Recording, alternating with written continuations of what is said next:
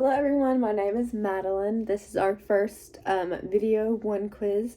This is where we're picking two topics that stuck with us from each reading this week, and we are going to elaborate on why it stuck with us. Our first article that we read is going to be the organizational metaphors.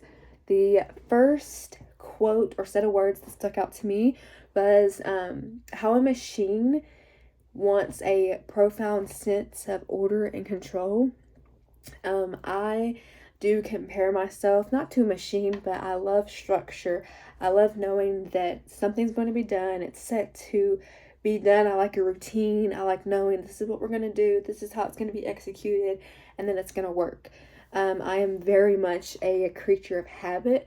So change is not necessarily always a bad thing. Reading this, it has opened my eyes up a little bit more to it. But I am definitely not one for change. I like to stay in my little box, but that is not good all the time. Sometimes you have to venture out. Another thing that stuck to me was people who hold the view that change is a matter of shutting down and completely wiping that one idea, rather than change is just adding to what is already there to make it better. I personally feel like I have a hard time connecting those two. When I think of change, I think that we're wiping everything out and starting fresh. Reading this, it kind of made me feel a little, kind of like the other person. They were calling me out, because the last line says, obviously, this is how people actually think and feel about change, because I'm one of those people that think that, if we change something, that we can't use anything from the past. The second quote, to kind of go along with that a stable environment is a repeatable outcome of success. To me, I just, again, think if something is working for you within your company or whatever, why would you change it if it's already good? But again, reading this has kind of made me think change is always not bad.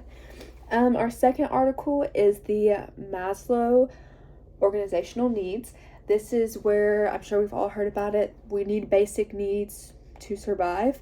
I know this kind of sounds cheesy, but the quote that I picked, or not quote, but the statement is, people can't get to the next level of needs until the lower needs are met. I know that sounds so basic, but the needs are just simple needs that people can give to one another that we don't think of. They need. If you're rude to someone, maybe someone needs a little extra love that day, or maybe they're having a bad day. Kind of the word sonder, that's one of my favorite words. It's everyone is in their own world. Everyone has their own life, but we're all going through different things.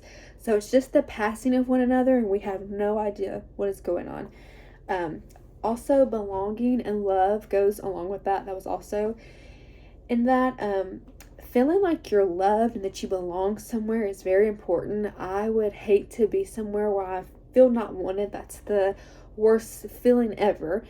Just say, being around a certain family member or being around a group of friends and you feel like you're the outcast. I hate that feeling. Also, to go along with that is the second quote within that. As employees seek to belong in a work environment, and also I have under that self-validation, I work in a place where I feel like my voice is heard. I enjoy going to my job. I've worked there for a very long time, but I know that's not the case in every work environment. I hate when people say they dread going to work or they dread their job, because to me that should be something you enjoy. You're going to it every day, so whatever work-wise, I know that sounds cheesy, but that goes along with do something that you love, because why would you want to continuously go to a place that you dread every day just to get a paycheck? And the last one, I don't know if this was considered a reading, but the crisis communication plan. In my mind, when I think crisis communication, I don't necessarily think of how it affects the production and the maker.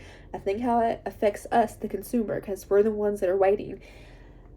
So that is something that stuck out to my mind, how it's a threat to the business and how it can hold the business's reputation. To go along with that is how they put out a holding statement.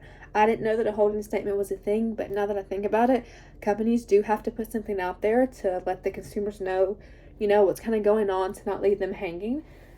So that was something that I did not know. So that was the second quote that stuck out to me from learning from that. That is the end of the video. I think I touched on everything. I hope you guys have a good day or night whenever you're seeing this. And I'll see you in the next video for next week.